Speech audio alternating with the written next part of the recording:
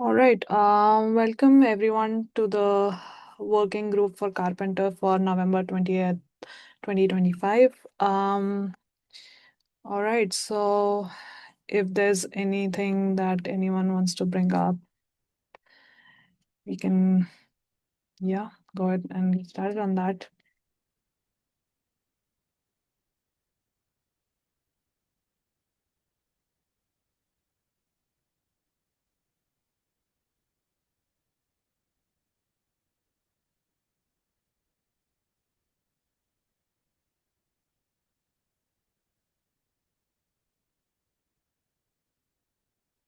Doesn't look like anyone has anything interesting today. All right, let me add it.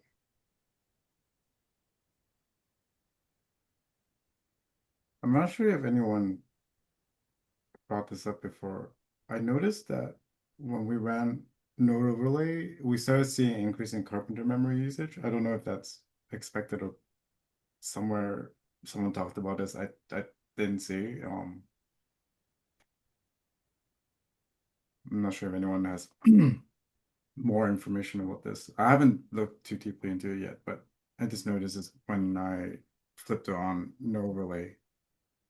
Mm-hmm. Not anything that we have, not anything that I know of that we have noticed. Um, Anyone else in the previous weeks, Derek, Andrew, Ryan, have we seen any reports of increased memory usage with node overlay?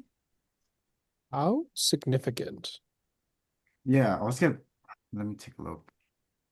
I think Because it I would was expect it to go up some. We have to keep some mhm. like maps around and stuff to compute, but only if you were using the feature. Like if you just turned it on and then we're using more memory for no reason, I'd be surprised.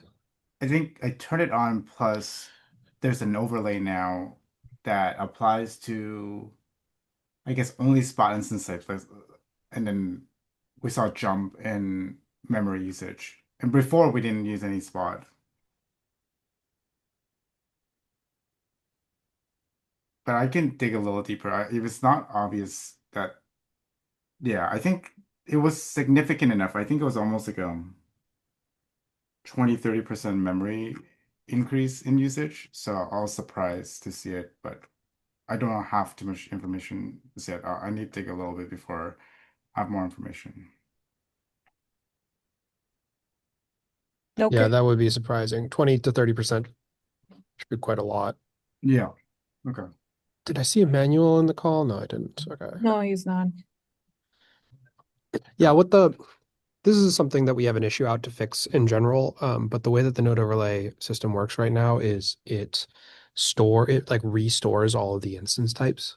Yeah. So because for whatever reason we cache all the instance types on the cloud provider side instead of upstream, there is an open issue I can link that I opened a little bit ago to switch this to a push model where it's all cached upstream and new instance types changes are like pushed to the cloud provider or pushed to the upstream library from the cloud provider as opposed to being cached twice. Yeah, okay. I did see the twice cache, for instance, but I wasn't sure if that would have been that significant, but I can take a look and do some like pprof or something.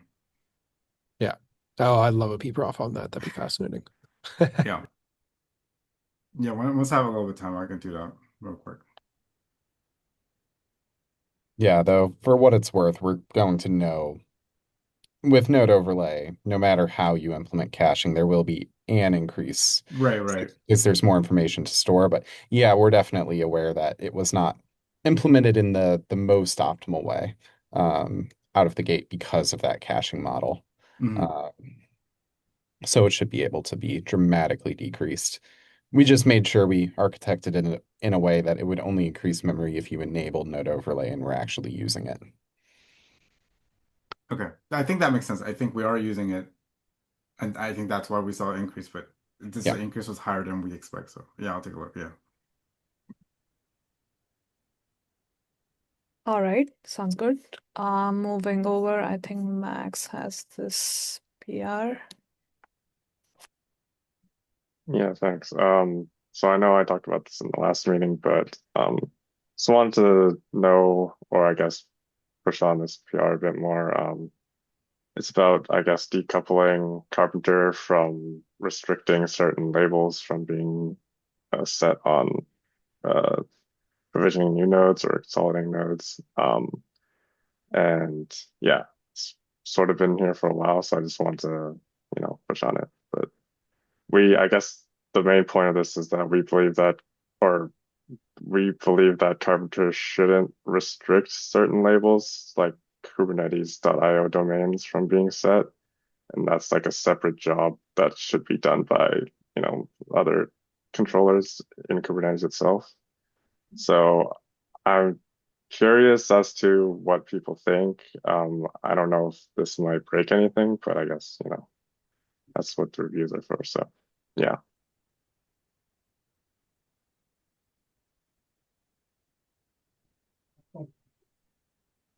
We've been interested in this PR for a long time, so we hope we get merged. I think Jason, you looked at the previous version. I did. I think it was quite a long way back. Yeah. Yeah, I can. This has fallen off my radar a bit, but I can take a look at it before next working group at least. I don't think If there's you any. don't, Hmm? oh, sorry. I was just saying, if you don't think you have bandwidth, I can also take a look. I'll have bandwidth in the next 2 weeks, but if you could take a look too, that would be appreciated. Um, yeah, I don't think there's any fundamental reason why we couldn't support this. I mean, the main reason we didn't before was simply because kubelet doesn't allow you to pass it through. But if we're doing, but we can pass it through in our like post node join label sync. Right. Okay. Thanks. It should be identical to the previous one that you saw, many months ago. So, yeah. Yeah, I'll Thanks. definitely take a look over the next 2 weeks. If you don't see a review from me by like this time next week, just ping me. All right. Thanks.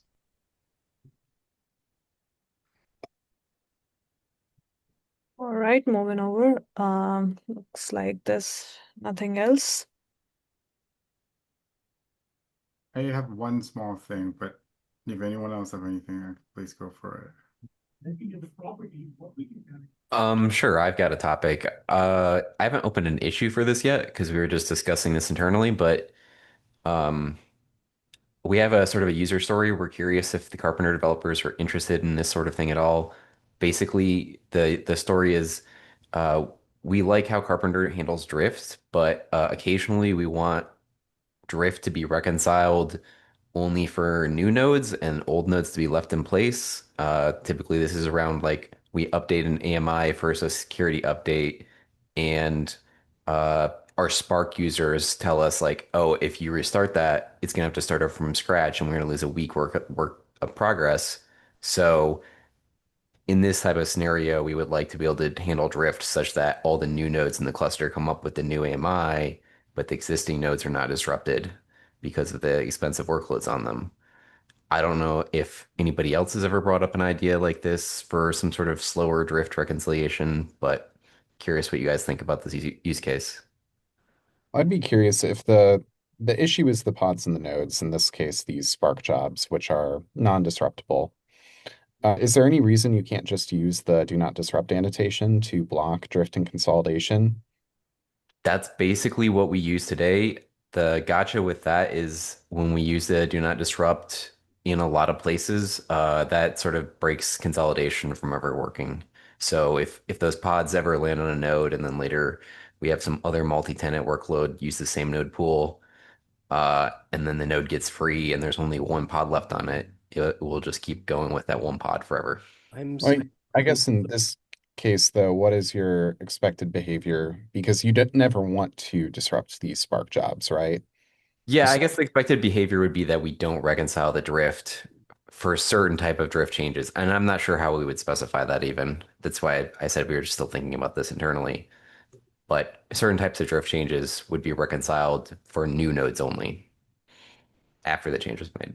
I was working with a team on this problem fairly recently. They were doing like 60,000 pod-ish scale, Spark workloads on Karpenter. And the tricky part, I think, is the default scheduler's spread behavior. So it does min allocated by default. And so what you get is like Spark workloads will be spread throughout your cluster, which is like pathologically bad for consolidation, especially if these workloads can't be disrupted. And so what this customer was doing to great effect at 60K pod scale was running a separate scheduler with a separate name that defaulted to, or that not defaulted, but used most allocated. And then they simply weren't using consolidation. They were just using consolidate when empty. And the natural behavior of the kube scheduler is to put the work onto the existing nodes, and you naturally get this consolidation of work by nature of new pods entering the cluster. It's not as cost efficient as disrupting workloads like we do for stateless with consolidation. But if your workload disruption is very expensive, it's like a huge improvement, and you have a reasonable amount of pod churn. And all those nodes can be, if you're using requests, which I'm sure you are, like those nodes can be reused. Yeah, I know exactly what you're talking about. We have the most allocated scheduler set up in our clusters, and we have been using it for some batch workloads. So yeah, And so is that not, so I was just talking with Jason earlier this week about making sure that Drift works appropriately with that. And we were just making sure that like when you do Drift and you have do not disrupt, the idea was that all of the nodes would become tainted. All the Drift nodes would become tainted. So the work would be allowed to complete, but you wouldn't be disrupting any of that work. Um, and as those nodes became empty, they would essentially disappear. So the general design principle there would be for these Spark workloads, never disrupt any of them, but pack them as much as you can. And Drift would just kind of stop new work from entering those nodes so that they would be allowed to drift. Would that kind of solve the use case for you, or is there still gaps, you think? I think that potentially solves the use case. I think if we segregated Spark workloads to their own set of node pools and put do not disrupt on them, they already use the most allocated scheduler for exactly what you explained. Um, and I think in my head that works based on what I understand how drift works and consolidation. So that's a potential configuration we can try out and I can report back. That that's essentially what I guess we run something similar, but not the higher scale. But for us, it's like not Spark, but like Airflow jobs that we don't want to disrupt. And it's like same idea. We essentially turn off consolidation except for empty, and we just essentially taint things as it's coming close to when we need to we're breaching SOX compliance or something like that. So then now no need things will land on there, but then it just naturally eventually empty out too, and then we can consolidate, and that's our drift. We don't have any other method of propagating updates except for just letting things fall into empty and then letting Carpenter clean up empty ones. Okay. Do the same for like a CI system or like any job runner essentially could follow this flow. I wish we had a blog on this, or I don't know if one of you would be interested in Gen AIing a blog, but I'm kidding. But I do think this is something that comes up. I hear about it like 3 times a week at this point. Yeah, it's a pretty common use case. That's it for me. All right. I think Garvin, you had this. Yeah, small thing. I brought it up last time, so I went to verify it, and I'm trying to figure out if I'm doing something wrong. So I'm updated to 1.8.2. And I don't think I see the logs with the no pool name, and I could be doing something wrong. I can quickly drop. Sorry, give me a sec. I'm gonna try to copy some of these errors I'm looking at and see if there's a better if I'm just doing something wrong. Where's the doc? I'll add it to. I should have added to the GitHub issue. That's or PR, but sorry. I like this. Yeah, I dropped the log I'm looking at and the error costs at least into the GitHub issue. I mean GitHub PR. If you go to conversations and scroll to the bottom, it should be there now. It looks a little funky, but then I don't think I see the no pool name here. Is there something that I have to enable to do it, or is that PR still relevant where I wanted to see so each failure, either mismatching requirement or mismatching tains and toleration. I want the node pool name to also show up in the logs, but I haven't been seeing it. Are you parsing out the log message at all, or is this like the whole unfiltered log message from Carpenter? It should be the whole unfiltered JSON object. Because there I don't. should, This is not the full thing, but I only send the error itself. well, so the error itself, I don't think does. I'm pretty sure it's part of like the structured error fields, where you Okay, have the like individual node pool name and then as the key, and then like the error for that node pool as the value. I'm going and double checking right now. I see like error causes error tains pod. Is there a different log line I should be like I'm looking at like could not schedule No, I pod. think that's the right log line. Okay, Yeah, I'd have to get back to you. I don't know if I'm sure, going to be able to track it down right now, just because I don't know for sure where in the call chain we do that aggregation. got it. But Okay.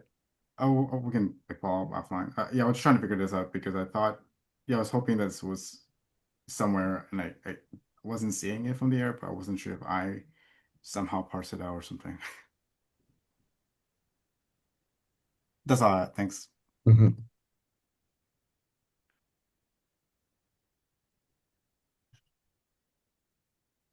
All right. Is there anything else that anyone wants to discuss?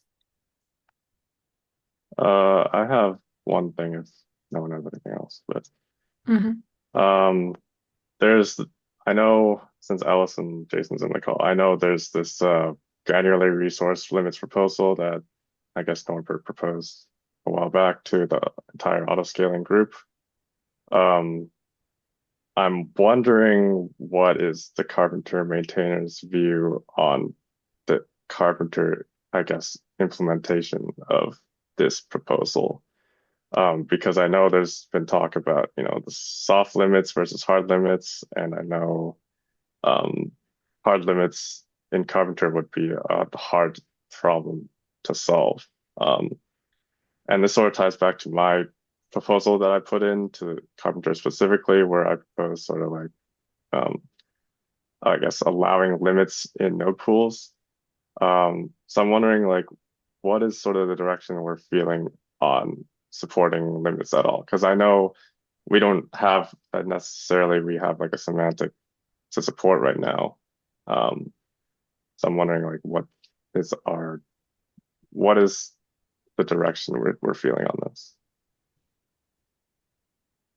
So I know Ellis and I were both involved in the discussions on this limits API. That you found the problem, which is that the hard versus soft limits question is the kind of outstanding problem for Carpenter implementation. I think putting it out there as an opinionated perspective, and people can disagree with me, is that we do want to support this API. We just need to close on whether or not it's a hard or soft limit for us. None of the API actually specifies that it's a hard limit, so we could say it's a soft limit for Carpenter and then just document that properly. Or we could do some form of like terminate and then replace if you're at limits, but only like one or something like that. We could try to do something different. I think that's what we're going to hash out in the RFC, though. Um, I also know that there's been some discussions on if we want to support, like, if we want to hold support for just some labels as it makes sense, or if we want to open it up for everything right away. There's a user story thing to talk about there.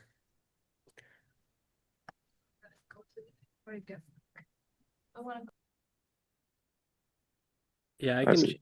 share Oh, my perspective and maybe go ahead. summarize. I was also just chatting with Norbert on the Kubernetes Slack earlier today about it. I think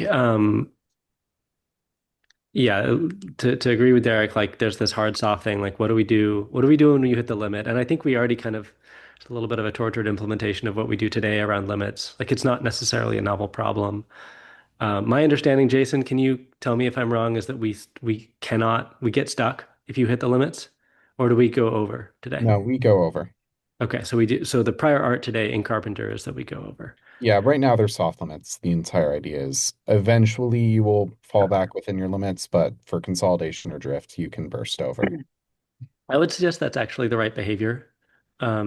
It's really hard. Like it's a distributed system. Your informers might be delayed. There might be other actors in the system, especially as we separate out this API to be not a Karpenter specific thing, but you might, maybe you have capacity that's managed by an auto-scaling group or a managed node group or, you know, some other way. It's very difficult to coordinate the orchestration of those systems. And by very, very difficult in like a cap theorem perspective, like we won't be able to achieve it and also achieve the performance that we need without slowing way down when you get close to those limits. Um, I think the pragmatic path that we've taken so far is that when we reach those limits, we just kind of do our best. Like we understand the customer intent to be, I really don't want to go very far over this, but if this big distributed system that's kind of roiling, if it happens to go over briefly, that's just part of the game. And I think that's actually how resource quotas work upstream as well. Like there's resource quotas are also eventually consistent and not guaranteed for other types of limits in Kubernetes.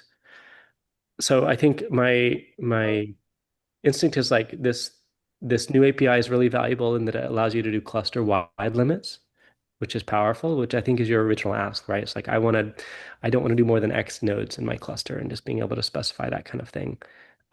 That's a valuable I see that use case decouple the limit from the node pool and kind of have these more flexible limits. I think we have this problem around eventual consistency that we then brought up and then had a long conversation about. What do you do in terms of like when you hit the limit? But I'm glad we explored it, but I don't know if realistically there's really anything better to do than we're doing today. The only edge case that I don't think we've caught is for cases where customers are using capacity reservations or there like literally is a finite and knowable amount of capacity, and we literally cannot replace them. It's not a question of whether or not we want to, it's that we actually can't go over the limits. Um, in those cases, like we could ask our customers to just set the limit lower than what they need, and they need to have some capacity aside. Or if that was an acute problem, we could explore, a termination mode in Karpenter where, we when you do hit those capacity reservation limits or you are getting iced, then maybe we change our behavior slightly. But I don't know if that necessarily has to be related to this capacity quota um, cap or autoscaling extension proposal. So that's kind of my position is we should just treat it the way we do in Carpenter today and take the value of separating it into a new API. Okay. No, that makes a lot of sense. Thanks for the detailed explanation on that. So I guess for me, I know I have that I don't know, enhancement, I guess you call it, in the Carpenter thing. I'm wondering like who is gonna be like exploring, I guess, implementing this in Carpenter, or I guess node limits in general, because as of right now, I don't believe that node limits are fully working. I know me and Garvin have talked about this before, and I thought that Garvin said that it does work, but I thought it didn't. So from what I understand right now in Carpenter, node limits just do not work. And I'm wondering, like, should I refactor my proposal into, I guess, going through all the user stories of making limits in general work, regardless if they're hard or soft. But like, since we're going to this so-called soft route, like, would that make sense? Or is there, I guess, someone from the Carpenter team that is going to look into this instead?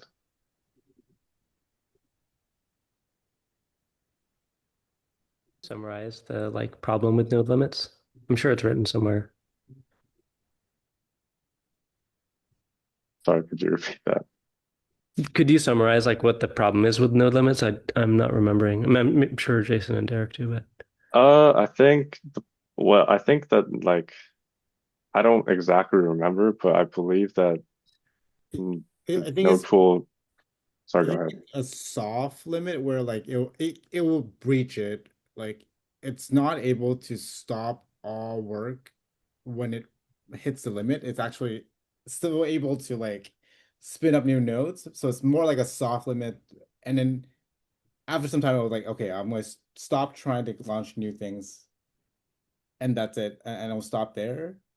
But I think what Max was proposing was like a hard limit, which once you get to limit, stop doing provisioning, stop doing launch, before terminate and only like perform things that will decrement the number of nodes rather than anything that might bump the node count up.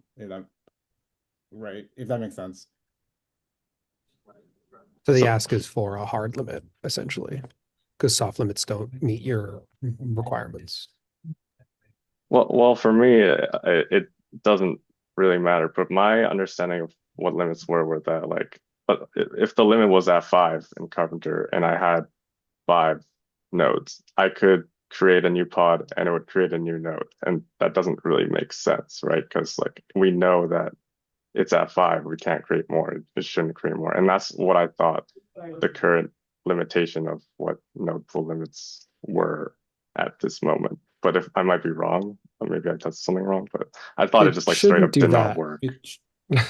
I have, If it does that, that's a bug. yeah, I I think haven't seen that happen before for myself either. I've hit a limit and it stops provisioning. So that was weird if you see that. Yeah, the only time we should be bursting over is during like consolidation and drift, where we launch the replacements, and that replacement in the node it is replacing coexist for some amount of time. Okay. I'll try it again, but if I see it, then I'll report a bug or something. And if I don't, then I guess I did something wrong. But yeah, that's the whole reason why I was, I guess, pushing on this. But if we're going the soft limit route and it works, then like I'm totally okay with it. I would say like when I was testing, when I was load testing, I think I was able to burn. I don't know what that timing or interval is, but it was still creating new nodes after it burst through the limit for like I don't know, like 30 seconds, some seconds where it goes over still. And I don't know if that's maybe what you're seeing where like, oh, my limit was 5, there was 10 pods, and maybe in that batch it actually did create 10 nodes before it stopped itself. I have noticed that it breaches over I before think it completely stops. if you're seeing breaching over purely from provisioning, yeah, like Derek said earlier, that would be a bug. The Okay. provisioner, it's basically pessimistic because we don't necessarily know what instance we'll create. So we assume that like every node claim is the worst possible case. Like it uses as much CPU as the largest instance type it's compatible with, as much memory as the largest instance type it's compatible with, etc. And that makes it a little bit slow sometimes when you approach the edge of your limits, but it should ensure in all cases you don't breach past them. Maybe there's an edge condition when like a controller restarts. I don't think there should be, but it's possible.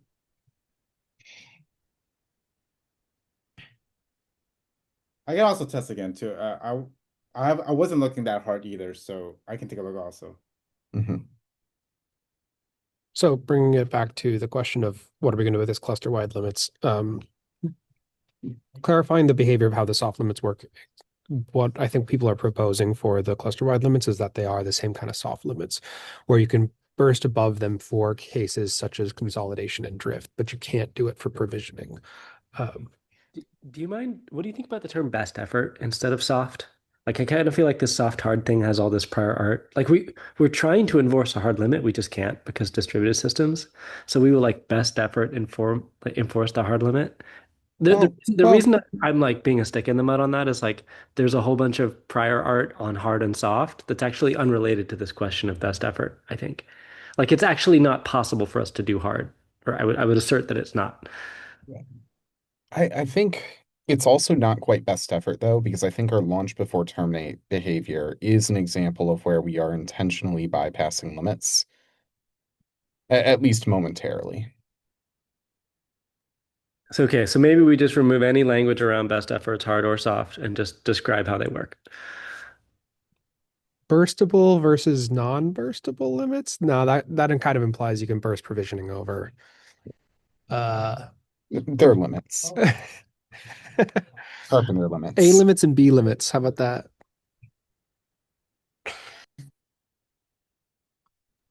Anyways, whichever we end up calling it soft or whatever, I think the proposal is that they should work the same way that the existing limits do, and that you can go over them in certain cases, and like the cluster won't just break when you hit your limits, or provisioning will just like Karpenter will just stop when you hit your limits. What's the next step is going to be someone needs to write that down, and then we need to get a bunch of input from people to see if that actually fits people's use cases, because I'm not the user for this, so I don't know if it works for my user story. It's kind of up to Max and Garvin, you guys, and anybody else who would use this. Are we imagining that this is both in the node pool and in the new cluster, the new CRD in SIG Autoscaling? Like we would just support both? Yeah, we wouldn't. I don't think we would something modify. backwards compatibility. Yeah, I don't think we would add to the existing node pool spec, but I don't think we'll deprecate it either. At least And not in the I short don't term. think anything we're proposing here would require additions to the existing node pool spec. Well, I thought, was it Max? I thought was saying you wanted nodes in the node pool. You wanted like a node limit per node pool. I did, but from this conversation, the conversation was that that already existed and it didn't work, but people are saying it does work because I guess it wasn't documented that you can use nodes in the node pool, right? I think It's if in it there? works, it's happenstance. Okay. Right. Um, Yeah. it's But happenstance because okay, it's regardless of making the it current across state, like would resources. we want it to be there? Would it be more useful for, I mean, from my perspective, putting it in the node pool if there's already a limit section could just be simpler than defining it in a new API, and that maybe it makes sense to have both.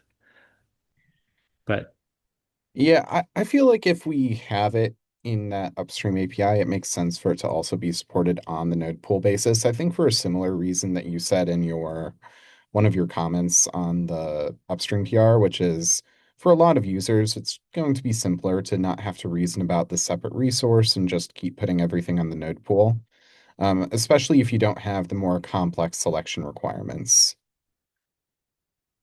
Yeah, I think it's not specified anywhere here. The reason it works is because the underlying implementation uses like the Kubernetes like generic resource type.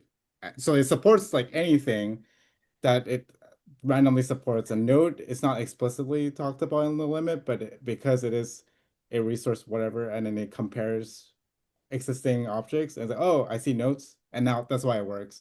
So it's all by happenstance, I guess. Mhm.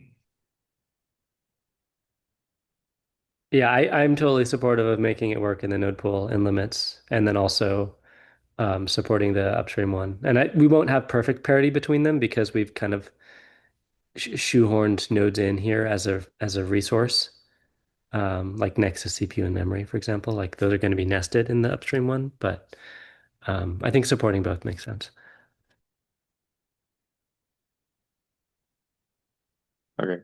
I will I will test it out myself again, but I guess for my PR, should I rework it or like do we think there's enough, I guess, uh support on Carpenter's side to have like support node pool limits already, by happenstance, but like does it require an enhancement, I guess?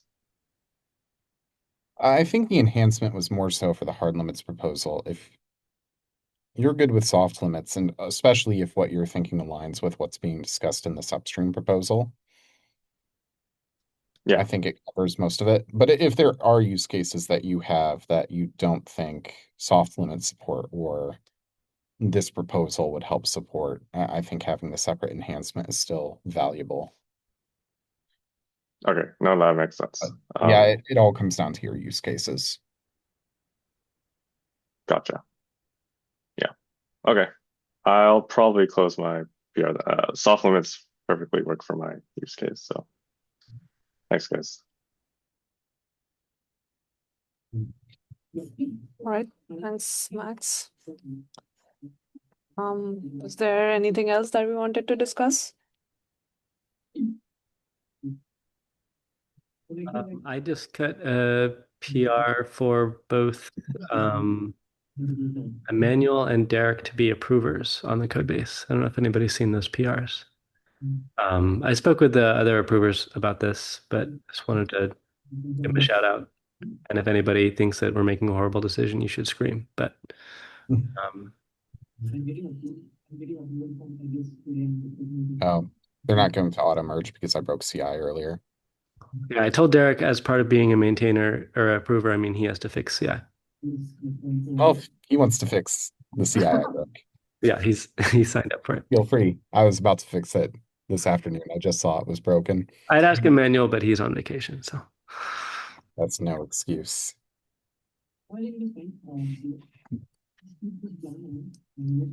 All right, that's great.